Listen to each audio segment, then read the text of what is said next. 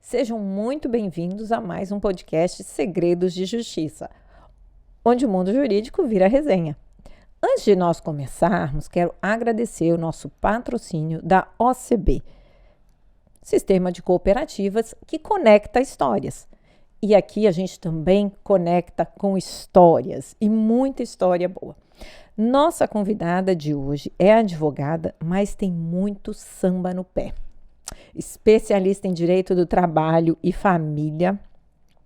Hoje exerce atividades dentro da OAB, mas o samba está sempre na sua vida. Seja muito bem-vinda, doutora Vanessa Brasil. Obrigada, Carla. Olha, satisfação de estar aqui, satisfação em participar dessa resenha jurídica, muito bom. E sempre com samba no pé, muita alegria. Não, doutora Vanessa, ela chegou e eu falei, se tem uma pessoa que é animada, é você. É verdade. O direito, ele me encanta, né? Eu costumo usar um emoji das estrelinhas nos olhos, porque é isso que o direito traz para mim. Olha que legal. Para a vida. E eu sou uma pessoa muito alegre, muito positiva, acredito sempre na vida. E aí juntar direito e a felicidade do samba, dá tudo certo. Você é advogada há 10 anos. Você sempre quis isso? Como é que você resolveu ir para a advocacia? Então, antes de ser advogada, eu era professora de português. Hoje eu já tenho alunos que eu alfabetizei, porque eu comecei muito cedo. Eu comecei a dar aula com 17 anos. Nossa. Que são advogados, que já são colegas de profissão. Sem nenhum medo de entregar a minha idade, não tem problema nenhum. E aí era professora de português e sofri uma injustiça. Eu precisei reprovar um aluno, eu dava aula numa escola particular. Esse aluno não tinha capacidade de passar para frente. Mas aí veio uma história de que a gente precisava, era um pai, uma mãe, enfim. Eu falei assim, nossa, eu quero fazer direito para eu fazer justiça. Mas eu descobri que não dependia muito só de mim para essa justiça ser efetivada. Infelizmente não depende só de uma pessoa, gente, né? Mas que legal! E esses seus ex-alunos, quando você vê petições deles, você corrige? Olha, tem até uma situação engraçada que eu lembrei. Eu consegui arquivar uma ação por conta de uma escrita errada. Sério? Não tinha um contexto a peça, né? Era um jovem advogado e assim, tava faltando algumas coisas ali. E aí, o curso de letras, ele me ajuda muito nisso, na questão da escrita, né? Então, sim, corrijo. Quer dizer, faz todo sentido aquele passo a passo que a gente tem que ter, né? Sim. O próprio Código de Processo Civil nos orienta, olha, coloca isso, isso e isso. Tem uma série de requisitos. Ali faz parte, né, de toda a contextualização da língua também. Da língua. Eu acho que o direito, Carla, ele junta a possibilidade do convencimento mesmo, né? E a nossa língua portuguesa é uma língua muito rica, que nos dá a possibilidade de mudar uma vírgula de lugar e o entendimento mudar. Então, eu uso muito isso nas minhas peças, nas minhas contestações, principalmente. Olha, que legal. Tá vendo? Prestem atenção, hein? Português. Nas séries de TV, a gente costuma dizer aqui que advogado tem vida de glamour, né? Conta pra gente o glamour do tombo que você tomou. Pois é só nas séries da Netflix que a gente tem glamour, né? Essa situação é muito especial. Eu estava fazendo uma audiência na Justiça do Trabalho e antigamente a Justiça do Trabalho era no Parque Moscoso, em Vitória, né? Era lá embaixo, no Parque Moscoso. Não era aquele prédio lindo que a gente conhece hoje ali, na Enseada do Suá. E aí saí correndo para uma outra audiência no Fórum Civil, na Cidade Alta. Para fazer uma audiência. E tinha uma possibilidade de acordo, a outra audiência. E assim, a audiência trabalhista sempre atrasa um pouco. Saí correndo. tinha sempre um carrinho de coco ali na frente. E eu parei para comprar uma água de coco, coloquei minha pasta. Quando eu fui pegar o copo de água de coco, eu tropecei. E eu caí, literalmente caí na rua. Caí. E ainda tinha o perigo, porque vinham sempre ônibus, carros, era numa curva e tal. Meu Deus! E aí, fui ajudada, todo mundo me ajudou, levantei, machucou, doutora? Não, tô bem, passei a mão, assim, me lembro agora, assim, passando a mão, pegando as pastas, subi, entrei no carro, subi, estacionei lá em cima e entrei correndo no Fórum Civil. E aí todo mundo olhava pra mim, e eu falava, gente, eu devo estar muito nervosa, né, porque todo mundo olhando pra mim. Quando eu cheguei, que meu cliente me viu, ele, o que aconteceu? Aí eu, nada. O que aconteceu? Ele, você tá toda suja.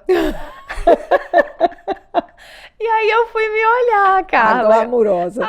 Totalmente. Eu tava de blusa branca, então aqui assim, tava tudo sujo aqui, onde eu tinha caído realmente. A minha calça tinha rasgado no joelho.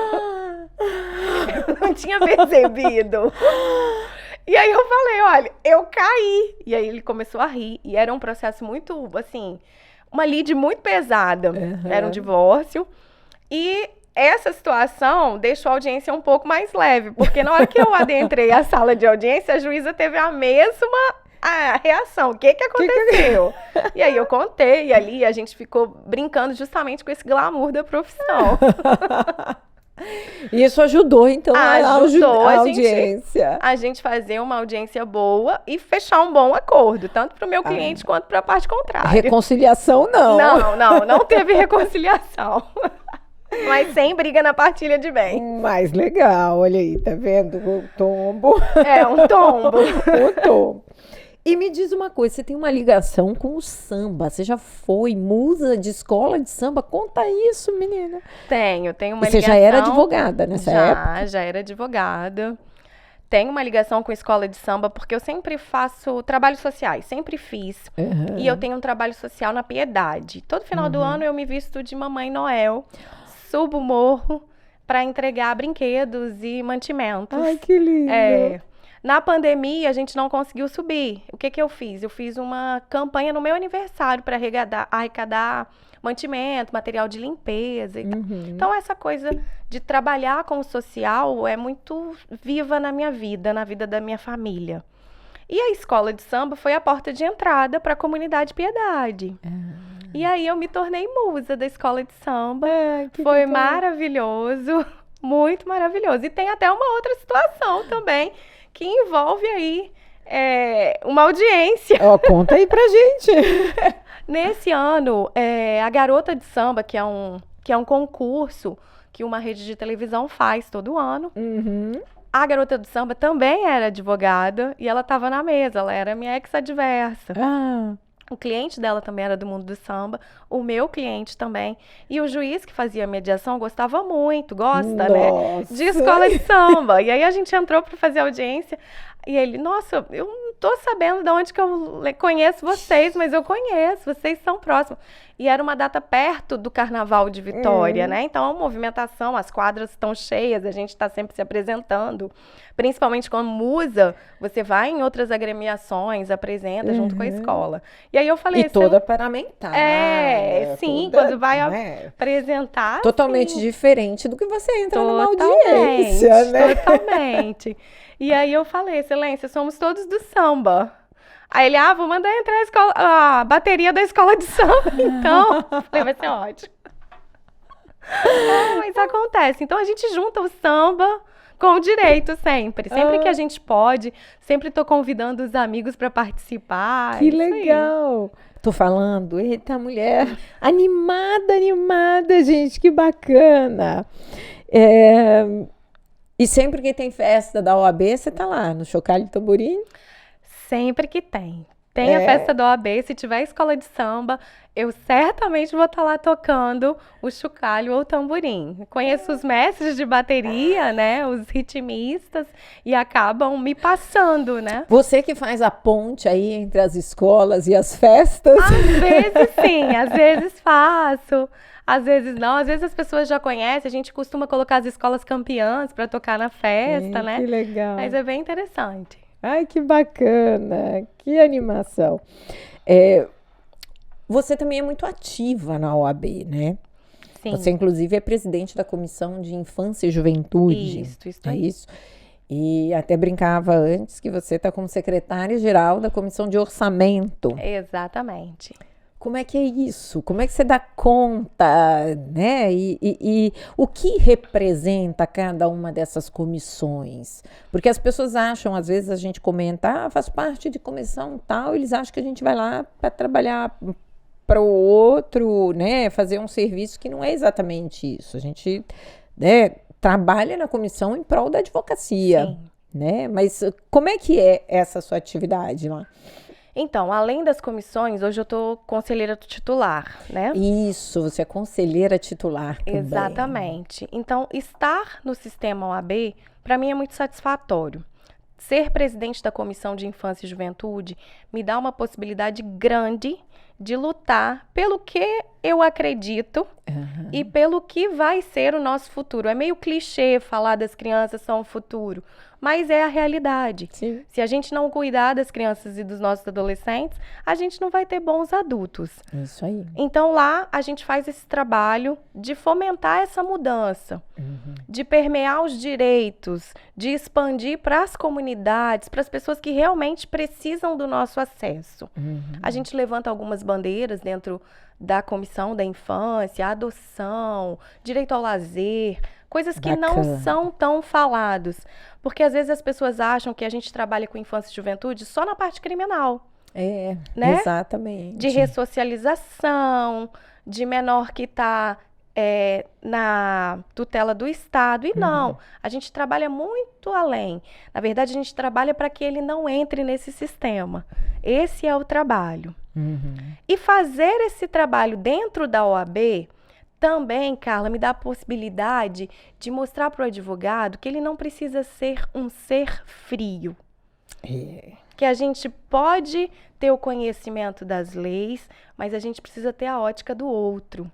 O que que o meu saber, eu sempre pensei assim, o que que o meu saber como advogada pode melhorar a situação de quem precisa. Então, essa é a postura que eu tento ter dentro da comissão. Perfeito. A Isso gente mesmo. faz ações em comunidades, atendimentos, orientações. A gente acompanha algumas ligações que tem pais que querem saber e a gente vai orientando. A gente não assume os casos. Claro, A sim. gente encaminha. Sim. E dentro da Comissão de Contas e Orçamento da OAB, é o trabalho explicitamente para a advocacia. É a melhoria. É saber dizer para o advogado aonde que o dinheiro dele está indo. A importância de pagar a anuidade. O que que a minha anuidade contribui para a minha casa, que é a OAB. Então, saber exatamente onde está, o porquê. Por que que eu tenho que mandar dinheiro para o Conselho Federal? Por que que eu tenho que ajudar a CAAS? Por que que tem uma parceria? Da onde que sai? Isso é muito importante para mim. Como a advogada. Para eu saber Claro. tudo. Então, o sistema OAB, ele me completa, sabe, Carla? A advocacia, para mim, ela está além do conhecimento. Ela é efetividade. E o sistema OAB faz isso, faz a gente efetivar. Que bacana. Não, melhor explicação que eu podia ter, principalmente de comissão de contas e orçamento. Né? Porque a gente tem, né? Às vezes a gente tem ideias não, impressões equivocadas, né? E ficou muito claro, nossa, muito legal. E você já vivenciou alguma situação que te marcou dentro da Comissão de Infância e Juventude? Alguma coisa que... Olha, ano passado, depois da pandemia, foi uma primeira ação que a gente fez no bairro Santo Antônio, em Vitória. E a gente teve o apoio da prefeitura e tal. E tinha uma abertura com o coral da OAB e com um coral que nós convidamos, o Coral de Santa Teresa, que é formado por adolescentes. Era uma sexta-feira, chuvosa. E esses adolescentes, estavam 18 adolescentes lá. Eles foram para cantar. E aí, quando eles começaram a cantar, Carla, assim, eu me emociono novamente. Eu me emocionei com o trabalho. Eu falei, estou fazendo realmente o que eu acredito. Estamos, né? porque a comissão toda estava lá presente. Eu estou vendo aqui adolescentes que estavam saindo do estágio, que estavam saindo da rotina da vida, comprometidos em fazer uma apresentação numa sexta-feira chuvosa, fria, por uma situação que talvez eles nem imaginavam o quanto é importante. E aquele momento me marcou muito, muito. Aquele comprometimento daqueles jovens que chegavam e falavam assim, tá na hora, deu tempo de chegar. E assim, no telefone, eles preocupados um com o outro. Eu falei, olha que interessante. Isso me marca muito. E todas as vezes, Carla, que a gente consegue ter um feedback de um atendimento que a gente fez e que a criança tá bem. Isso é o que sempre deixa a gente muito bem. Todas as vezes que a gente faz uma ação e a gente chega numa casa de abrigo e as meninas que trabalham falam, ai, que bom que vocês vieram, a gente estava precisando disso. Quando eu volto na casa de um abrigo e não tem mais as crianças que eu fui lá ver porque foram adotadas ou voltaram para a família, isso me dá muita alegria, muita alegria. Legal. Que bacana, porque você também trabalha bastante nesse setor, nessa área. Sim, eu advogo também com adoção, né? Acho que eu sou uma das poucas advogadas que faz isso no estado, que faz processo de adoção. Olha, que legal.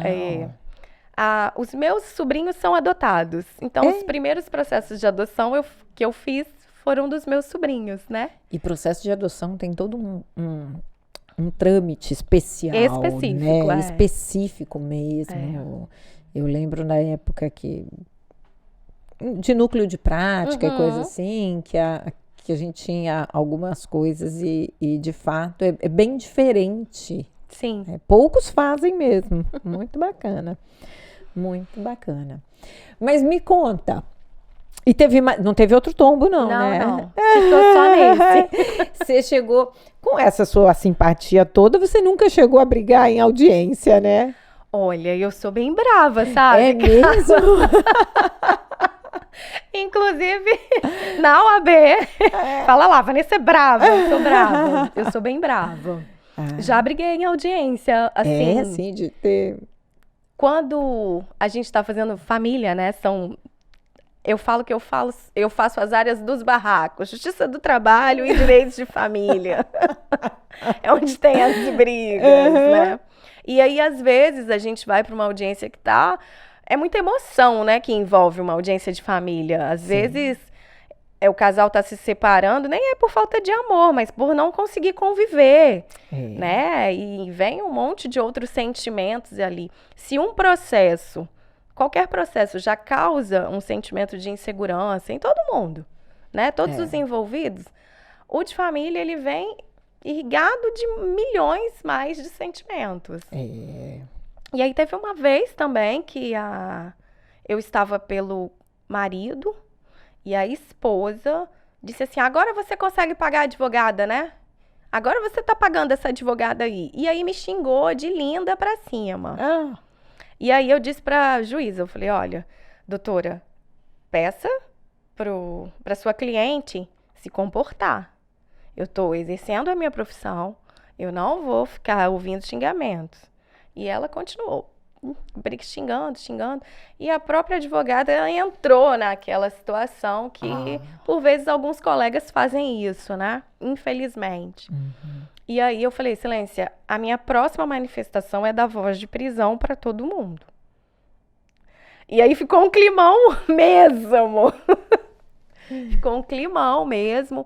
E aí a juíza foi mais incisiva e acabou por encerrar a audiência porque não tinha condição mesmo.